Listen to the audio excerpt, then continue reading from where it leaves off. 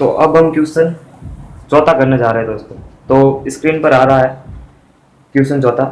नीचे दी गई आकृतियों को वर्गाकृत पेपर पर बनाइए। वर्गाकृत वर्गाकृत पेपर का प्रयोग हमने कक्षा 6 के अंदर किया है और आकृतियों को इस तरह से पूरा कीजिए कि बिंदुकृत रेखा सममित रेखा बन जाए। ठीक है, तो मैं बोर्ड पर आता हूँ। तो क्वेश्चन पर स्क्रीन पर क्वेश्चन छपा है दोस्तों, लिखा गया है और सहूलियत के लिए मैंने रफ कॉपी में लिखा है। ठीक है, ये एडिट कर रहा हूँ इसलिए आपको दिखने में और क्लियरिटी दिखे, इसलिए मैंने मार्कर से नहीं लिखा है और इसको एडिट कर दिया। ठीक है, तो क्वेश्चन क्या है कि नीचे दी गई आकृति को वर्गाकृत पेपर पर बनाना है। और वर्गाकृत पेपर क्या होता है? वर्गाकृत पेपर का मतलब होता है वर्गाकृत पेपर। और क्वेश्चन में लिखा है कि आपने कक्षा 6 के अंदर वर्गाकृत पेपर में कुछ चित्र बनाई थी, कुछ आकृतियां बनाई थी, ये भी लिखा गया है। तो वर्गाकृत पेपर का मतलब होता है ग्राफ का पेपर। अब तो समझना है, ग्राफ पेपर उसे बोलते हैं वर्गाकृत पेपर। क्योंकि ग्राफ पेपर के अंदर क्या होता है कि जैसे इस तरह से ग्राफ पेपर है।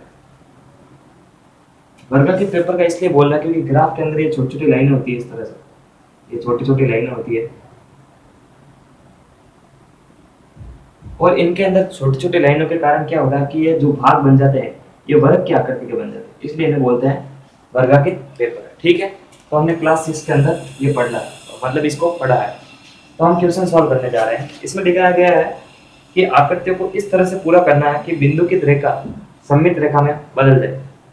तो पहली आकृति वहां पर आ रही होगी स्क्रीन पर। तो पहली आकृति में बनाता हूँ आंसर। ये क्वेश्चन है चौथा, इसकी पहली आकृति है ए।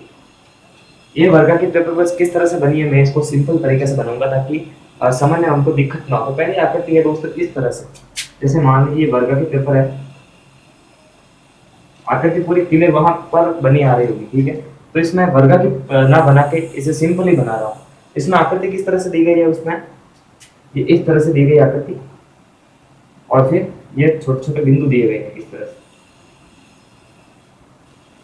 क्वेश्चन बोल रहा है कि वर्गाकृत आकृति को इस तरह से पूरा करना है कि जो बिंदुकृत रेखा है ये सममित रेखा हो जाए।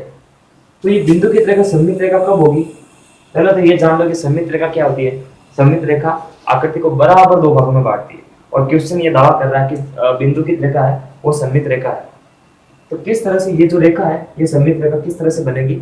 जब भी हम किसी भी ऑब्जेक्ट को दो बराबर भागों में बांटेंगे और वो बांटने का काम कौन करेगी? सममित रेखा करेगी। तो देखते हैं इसका मतलब क्या होता है कि अगर ये सममित रेखा है तो ये ऑब्जेक्ट का आधा भाग और आधा भाग हमको बनाना। तो आधा भाग हम किस तरह से बनाएंगे? इसका आधा भाग इस तरह से होगा और इस तरह से बनाएंगे तभी लगेगा कि बायां और दायां भाग बराबर है और ये एक दूसरे को ढक रहे हैं। तो इस तरह से हम इस आकृति को इस तरह से बना देंगे। तो ए वाली आकृति इस तरह से बन जाएगी। उसके बाद में बी वाली आकृति किस तरह से है ये भी मैं देखते हैं। तो बी वाली आकृति भी स्क्रीन पर आ रही होगी, मैं बना लेता हूँ मेरी सहूलियत के हिसाब से। तो देख सकते हैं बी वाली आकृति किस तरह से है। इस तरह से पहले कुछ, फिर ऊपर की तरफ, फिर नीचे की तरफ और फिर इस तरह से, फिर ये बिंदु की रेखा क्लियर आकृति वहां पर नजर आ रही है। ठीक है, तो उस तरह के थोड़ा देख ले। तो अगर ये सममित रेखा है बिंदु की रेखा, इसका मतलब क्या है कि आकृति को बराबर दो भागों में बांट रही है। यानी हमें अब ये आकृति का या किसी भी आकृति का ये आधा भाग है। तो पूरी कैसे करेंगे? तो देखो इस आकृति को इस तरह से बनाओ,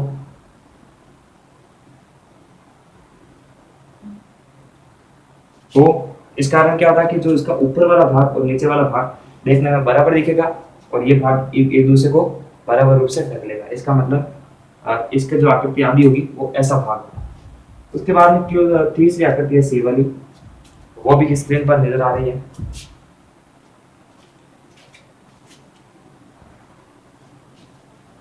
तो सी वाली आकृति भी स्क्रीन पर नजर आ रही है। मैं इसको बना लेता हूँ एक बार सिंपल तरीके से।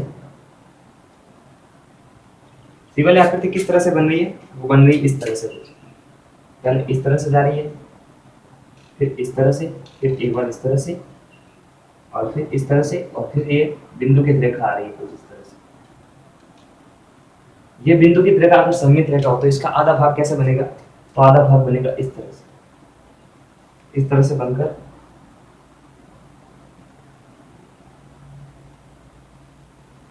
इस तरह से कुछ इसका आधा भाग बन जाएगा। ठीक है, तो ये आकृति आधी, इसका ऊपर वाला और नीचे वाला भाग एक दूसरे को ढकेगा और दिखने में भी सेम दिख रहा है। तो इस तरह से माइंड लगाकर क्वेश्चन को पूरा सॉल्व कर सकते हैं। तो सभी आकृतियां सॉल्व करेंगे, ठीक है। तो अब डी वाली आकृति किस तरह से है वो भी मैं बना लेता हूँ। वहां पर स्क्रीन पर बराबर नजर आ रही होगी हर आकृति, ठीक है। तो इस तरह से बनी गई है, रफ कॉपी है मेरे हाथ में। सहूलियत के लिए मैं रफ कॉपी में बना ली मैंने इसलिए, ताकि आपको समझा सकूं और मुझे भी समझ में आ जाए, ठीक है। तो ये बिंदुकित रेखा है और ये आकृति इस तरह से बनी है।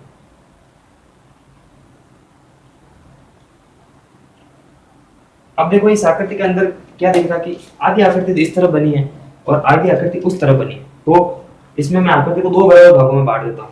पहले आकृति जो बाई आकृति है वो बनी है, उसके बाद में नीचे वाली आकृति है वो दाई बनी है।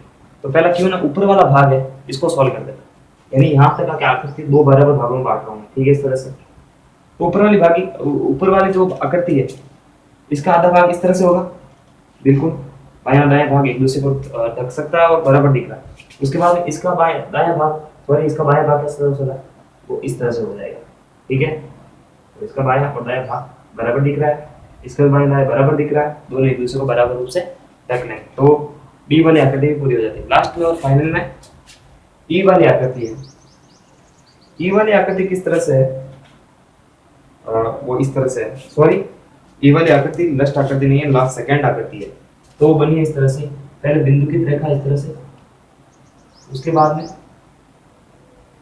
ये इस तरह से जा रही है, फिर इस तरह से, फिर इस तरह से, और इस तरह से। तो नीचे वाली आकृति किस तरह से बनाएंगे, अगर ये सममित रेखा तो बिल्कुल इसके उल्टा चल जाएगा। तो इस तरह से ये आकृति भी बना लेंगे। लास्ट और फाइनल में आकृति आती है एफ, वो किस तरह से बनी है उसको भी मैं देख लेता हूँ। तो ये आकृति इस तरह से बनी है, पहले सममित रेखा डॉट डॉट के रूप में, ठीक है, फिर इस तरह से जा रही है, फिर इस तरह से, फिर इस तरह से। उसके बाद में ऊपर वाली आकृति है इस तरह से, फिर इस तरह से। अब इसको कैसे बनाएंगे, इसका अगर ये सममित रेखा तो ये आकृति का आधा भाग है, इसका आधा भाग इस तरह कैसे होगा, तो वो इस तरह से होगा, इस तरह से होगा। उसके बाद में ये आकृति इस तरह से जाकर, इस तरह से जाकर, इस तरह से जाकर, इस तरह से। तो इस तरह से ये इसका बायां और दायां भाग भी बराबर है। लेकिन देखो ये आकृति किस तरह से चल रही है, फिर से चल रही है, ठीक है। तो पहले बताया था कि सममित आकृति, सममित रेखा जो है ऊर्ध्वाधर हो सकती है, क्षैतिज हो सकती है, या फिर आड़ी या तिरछी हो सकती है, ठीक है। तो देखो इसमें भी तिरछी है, ठीक है। तो ये क्वेश्चन पूरा सॉल्व हो जाता है। तो वीडियो को लाइक करो, शेयर करो और सब्सक्राइब करो हमारे चैनल को, और अगले क्वेश्चन के लिए अगला वीडियो देखो, ठीक है। नमस्कार।